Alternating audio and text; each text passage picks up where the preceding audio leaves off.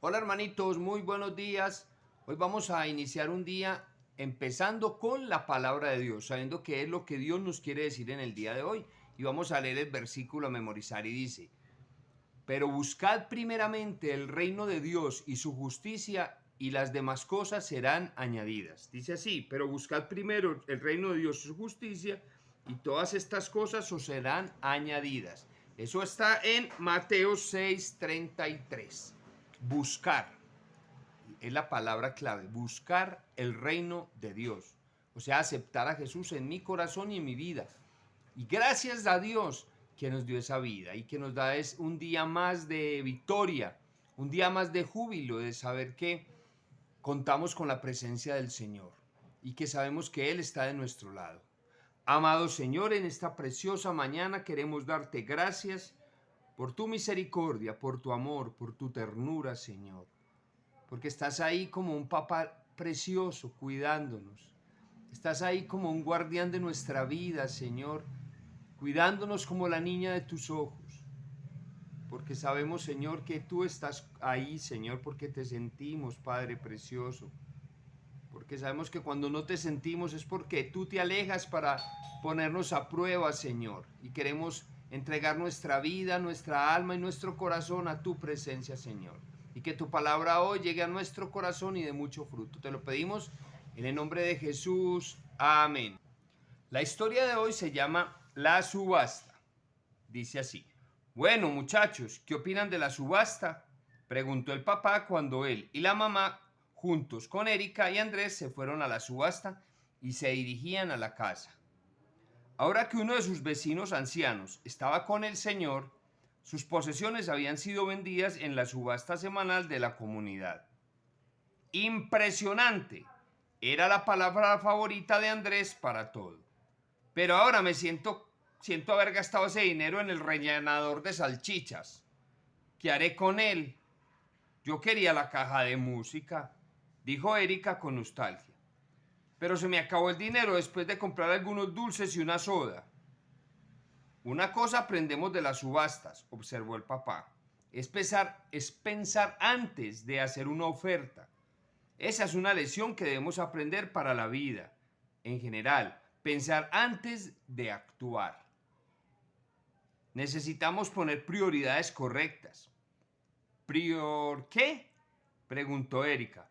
Prior significa previo, explicó el papá. Por lo tanto, nuestras prioridades son las cosas que ponemos de primero. En la subasta los dulces eran prioridad para ti. Una mejor hubiera sido la caja de música, dijo la mamá. El rellenador de salchichas era una prioridad para Andrés, pero ahora se da cuenta que tampoco fue sabio. En realidad yo no quería ese rellenador, dijo Andrés. Pero cuando otra persona comenzó a hacer ofertas, me emocioné y no pensé. El papá asintió. Como he dicho, las prioridades son importantes, en especial en cuanto a la vida. Cada día escogemos entre el bien y el mal, lo bueno y lo mejor, complaciendo a Dios o dejando que los demás nos persuadan. Si escuchamos a los demás o hacemos decisiones a la ligera, a veces cometemos errores y después podemos tomar años pagando por ellos. No con dinero, pero con desdicha y culpabilidad. Muchachos, piensen bien, añadió la mamá. ¿Qué ponen primero en la vida? ¿Qué ponemos primero en la vida? Mire que hay unas palabras acá claves en la historia que el papá les enseñaba a ellos. Prioridad. ¿Qué es lo primero que ustedes tienen que poner en su vida? Y dice que cuando yo no pongo prioridades en mi vida e invierto mi vida en otras cosas, después lo vamos a pagar con desdicha y con sufrimiento. Tomar decisiones a la carrera o actuar sin pensar es algo que mal hecho que podemos hacer. ¿Tú lo haces así? Hay prioridades y tú debes orarle a Dios para que Él te muestre cuál es la prioridad de tu vida. Que la prioridad de tu vida sea la voluntad de Dios, agradar a Dios. Porque la llavecita dice, pon las cosas primeras primero. Pon las cosas primeras primero. Primero lo primero. Vamos a leer la palabra de Dios. Está en Josué 24 del 14 al 18. Josué 24 del 14 al 18. Y dice así la preciosa palabra de Dios. Ahora pues, temed a Dios y servidle con integridad y en verdad. Y quitad de entre vosotros los dioses a los cuales sirvieron vuestros padres al otro lado del río Jordán y en Egipto, y servid a Dios. Y si mal os pareciere servir a Dios, escogeos hoy a quien sirváis.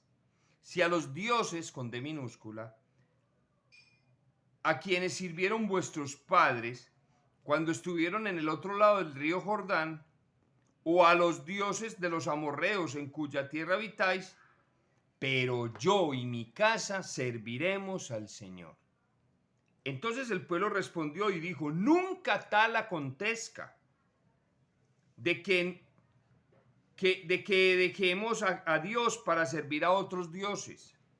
Porque Dios es nuestro, es el que nos sacó a nosotros y a nuestros padres de la tierra de Egipto, de la casa de servidumbre, el que ha hecho estas grandes señales y nos ha guardado por todo el camino por donde hemos andado y en todos los pueblos por entre los cuales pasamos.